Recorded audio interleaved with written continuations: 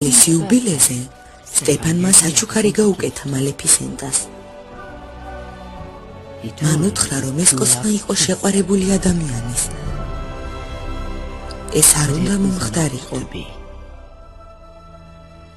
წლები გადიოდა და ადამიანური ვნებების გამო ამბიციური სტეფანი შორდებოდა მალეფისენტას.